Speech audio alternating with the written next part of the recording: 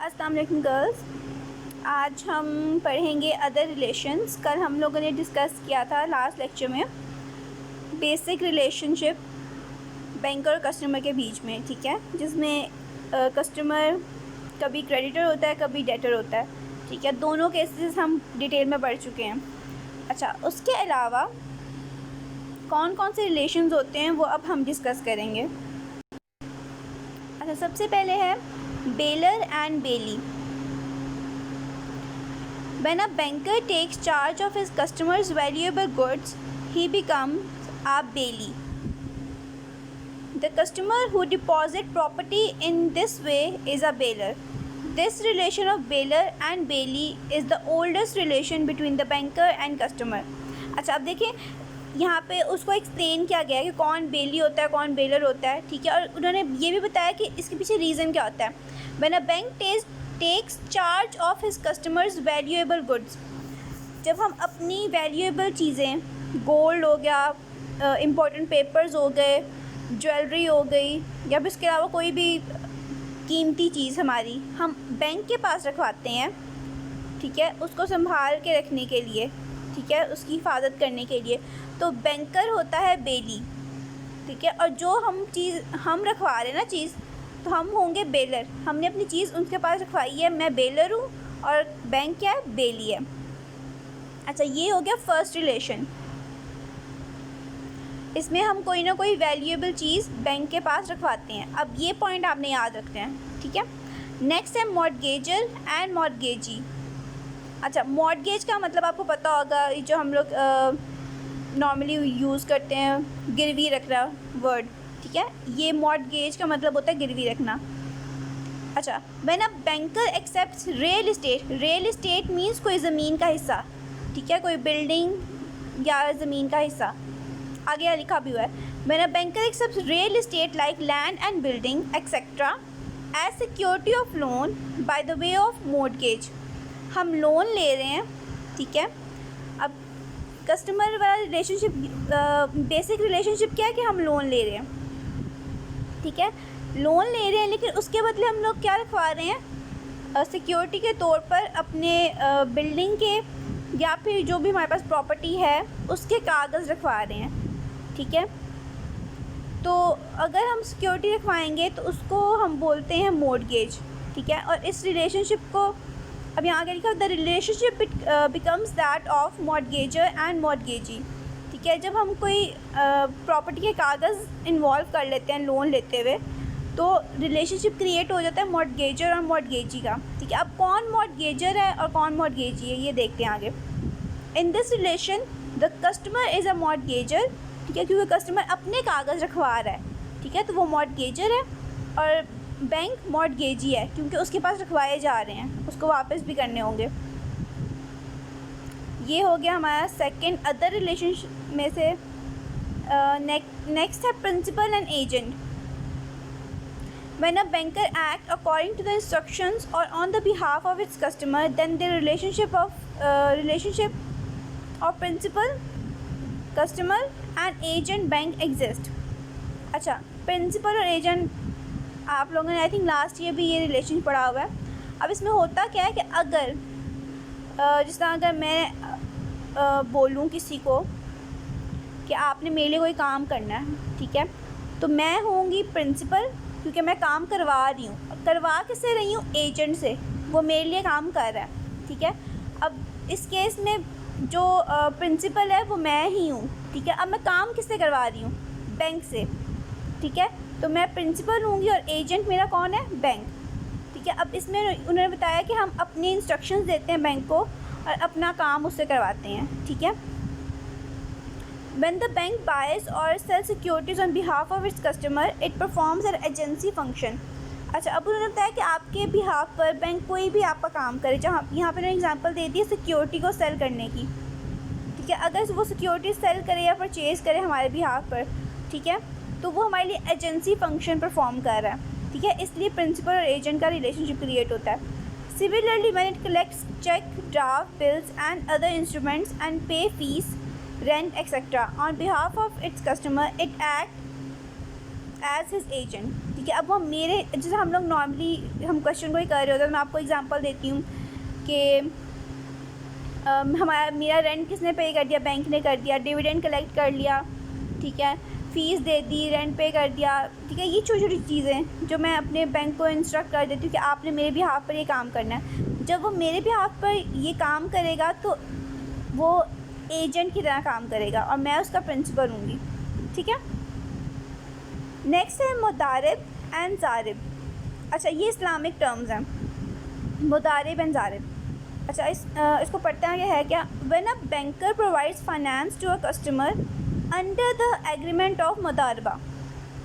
अच्छा, जब हम बैंक से फाइनेंस लेते हैं, लोन लेते हैं, ठीक है, लेकिन एक एग्रीमेंट के तहत, और वो एग्रीमेंट कौन सा है? मुदारबा वाला एग्रीमेंट, ठीक है। अब मुदारबा इस्लामिक टर्म है, ठीक है। अब मैं आपको आगे एक्सप्लेन करती हूँ है क्या। The relation becomes that of ज़ारिब एंड मुदारिब। जब हम मुदारबा के अकॉर्डिंगली एक एग्रीमेंट बनाकर बैंक से कुछ फाइनेंस लेते हैं, मतलब पैसे लेते हैं, तो एक रिलेशनशिप क्रिएट हो जाता है। उसमें एक होता है बंदा ज़ारिब और एक होता है मुदारिब। अब कौन कौन है आगे देखते हैं। The banker being a financer, जो बंदा पैसे देता है, ठीक है। ये अभी तो बैंक और कस्टमर की बात हो रही है ना, नॉर्मली वैसे भी बात होती है, दो पार्टनर्स मिलकर अगर एक बिज़नेस बना रहे हैं तो एक ज़ारिब भी हो सकता है, एक मुदारिब भी हो सकता है। लेकिन अभी हम यहाँ बैंक और कस्टमर की बात करें तो बैंक क्योंकि पैसे दे रहा है, जो इंसान पैसे देगा वो होगा ज़ारिब, ठीक है।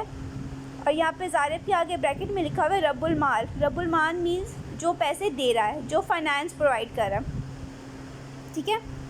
The customer is having skill is मुदारिब। अच्छा, अब कस्टमर के पास स्किल है, ठीक है, उसको हम कहते हैं मुदारिब, और दूसरा वर्ड यूज़ करते हैं अमाल, ठीक है। अब मैं इसको थोड़ा सा एक्सप्लेन करती हूँ आपको। जो मुदारबा रिलेशनशिप होता है, ठीक है, मुदारबा के अकॉर्डिंगली बहुत से बिजनेसेस क्रिएट किए जाते हैं। मुदारबा का मेन मकसद ये है कि इसमें सूद इन्वॉल्व नहीं किया जाता, ठीक है। सूद क्यों नहीं इन्वॉल्व किया जाता? अब इसका मेन कंसेप्ट क्या है? दो पार्टनर्स हैं, ठीक है। अगर हम बैंक की बात अभी ना करें तो, ठीक है, मैं अगर सिंपल आपको मुदारबा एक्सप्लेन करूं, दो दोस्त हैं, ठीक है, और दोनों ने प्लान किया है कि दोनों मिलके एक बिज़नेस स्टार्ट करेंगे, ठीक है। एक के पास पैसे हैं, ठीक है, लेकिन उसके पास कोई स्किल नहीं है, ठीक है, उसको कोई काम नहीं आता। दूसरा वाला जो उसका फ्रेंड है, उसके पास स्किल है, उसको सारा काम आता है, लेकिन उसके पास पैसे नहीं हैं। ऐसे केस में इस्लामिक लॉज में उन्होंने इंट्रोड्यूस करवाया था मुदारबा, ठीक है। अब उसमें ये होता है कि एक शख्स अपने पैसे इन्वेस्ट कर ले और दूसरा शख्स अपने स्किल्स को इन्वेस्ट कर ले, ठीक है। एक बंदा पैसे देगा और दूसरा बंदा उन पैसों को यूज़ करके बिज़नेस चलाएगा, ठीक है। तो इसको बोलते हैं मुदारबा, ठीक है। जो पैसे देता है उसको बोलते हैं ज़ारिब, और जो अपनी स्किल यूज़ करता है, उस पैसे को इन्वेस्ट करके अब बिज़नेस क्रिएट करता है, उसको बोलते हैं मुदारिब, ठीक है। आई होप समझ आ गया होगा। बहुत इजी टर्म है, बहुत अच्छी टर्म है ये, ठीक है। नेक्स्ट है purchaser and seller under deferred payment. Deferred means किश्तों में। Under deferred payment sale on markup mode of financing, the banker is the seller of goods financed and the customer is purchaser of the same. अच्छा, यहाँ पे लिखा हुआ है under the deferred payment, किश्तों के ज़रिए जो हम लोग सेल करते हैं, ठीक है। अब आपको पता होगा जब भी इंस्टॉलमेंट पे या किश्तों पे कोई चीज़ ख़रीदी जाती है, तो अगर फॉर एग्ज़ाम्पल अगर हम एक मोबाइल की बात करें, एक मोबाइल अगर 20,000 रुपये का है, ठीक है, अगर मैं इसको ऐसे ही परचेज़ करूँ फुल प्राइस देकर, लेकिन अगर मैं उसको किश्तों पे लूँगी तो शायद वो मुझे 22 या 23 का पड़ जाएगा। क्यों? क्योंकि उसके ऊपर इंटरेस्ट चार्ज किया जाता है, क्योंकि इंस्टॉलमेंट पे ले रहे हैं ना हम लोग। जब इंस्टॉलमेंट पे लेते हैं तो वो हमसे इंटरेस्ट चार्ज किया जाता है। अच्छा, इसमें भी वही केस है। हम लोग क्या करते हैं, बैंक को बोलते हैं कि हमारे लिए एक चीज़ परचेज़ करें, ठीक है, और वो चीज़ हमें वो किश्तों पे दे दे, ठीक है। अब वो हमें किश्तों पे दे रहा है। अब जिस तरह नॉर्मली आपने बहुत सुना होगा कि बैंक में काम कर रहे होते हैं और फिर वो गाड़ी ले लेते हैं, ठीक है, किश्तों पे गाड़ी ले लेते हैं। तो ये बहुत इजी टर्म लगती है, लेकिन इतनी इजी होती नहीं है। अब उसमें प्रोसेस ये होता है कि गाड़ी का बैंक क्या करते हैं, हमारे हिस्से की गाड़ी ले लेता है पूरी पेमेंट करके। जिस तरह फॉर एग्जांपल अगर 10 लाख की गाड़ी है, 10 लाख की पेमेंट कर दी बैंक ने, गाड़ी ले ली और हमें दे दी, ठीक है। अब मेरे से पैसे बैंक ने कैसे लेने हैं? उन्होंने बैंक ने बोला कि आप इंस्टॉलमेंट में पे करोगे, ठीक है। उन्होंने बोला चलो पहले 2 लाख रुपए पेमेंट करवा दो, बाकी पैसे आप इंस्टॉलमेंट में देते रहना। अब वो थोड़े थोड़े किश्तों में पैसे लेते जब मैं टोटल करती हूँ, जब मेरी पूरी किश्तें कंप्लीट हो जाती तो मुझे पता चलता है कि मैंने 12 लाख रुपए पे कर दिए बैंक को, ठीक है। अब बैंक का खर्चा कितना हुआ था? 10 लाख रुपए का, और मैंने ऊपर कितना पे किया है? 2 लाख रुपए, मतलब मैंने 12 लाख रुपए पे किए हैं। और 2 लाख रुपया मुझे इंटरेस्ट चार्ज हुआ है उसके ऊपर, जो इंस्टॉलमेंट में मैंने पेमेंट किया है, इस वजह से, ठीक है। तो ऐसा रिलेशनशिप जब होता है तो उसको हम बोलते हैं परचेज़र और सेलर का, ठीक है। अब यहाँ पे बैंकर क्या होता है? बैंकर बेच रहा है चीज़, ठीक है, तो वो सेलर होगा, और मैं परचेज़ कर रही हूँ तो मैं परचेज़र हूँगी, ठीक है। नेक्स्ट है laser and lazy. When a bank provides finance to a customer on the base of lease financing in a relationship becomes that of a lessor and lessee. In this case, the banker is lessor and the customer is lessee. अच्छा, यहाँ पर उन्होंने बताया है कि जब bank provide करता है फाइनेंस किसी कस्टमर को, ठीक है, लीज़ फाइनेंसिंग पे।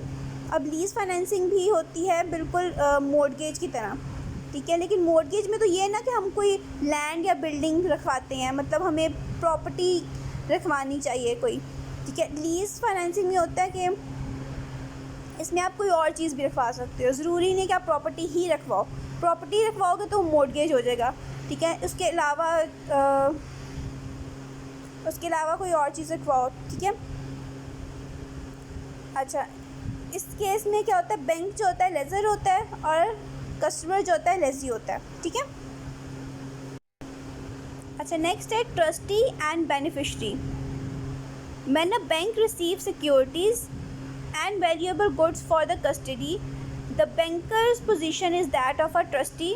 On the other hand, when a banker receives money and uses it in the various sectors for his benefit, then he becomes beneficiary. अच्छा, अब यहाँ पे 2 टर्म्स हैं और दोनों टर्म्स बैंक के रिलेटेड हैं, ठीक है। अब पहली टर्म को ज़रा गौर से पढ़ते हैं। When a bank receives, जब बैंक को हम देते हैं कोई चीज़, सिक्योरिटीज़ या फिर valuable goods for the custody, मैंने अपनी कीमती चीज़ें, वैल्यूएबल गुड्स या सिक्योरिटीज़ वगैरह जो भी थी मैंने बैंक के पास रखवाई, किस वजह से? सिक्योरिटी के लिए। The bankers position is that of a trustee. अच्छा, अब मैंने अपनी चीज़ रखवाई है बैंक के पास, ठीक है, तो बैंक मुझे उस पर ट्रस्ट है इसलिए रखवाई है ना, तो बैंक इस केस में क्या बन जाता है? ट्रस्टी।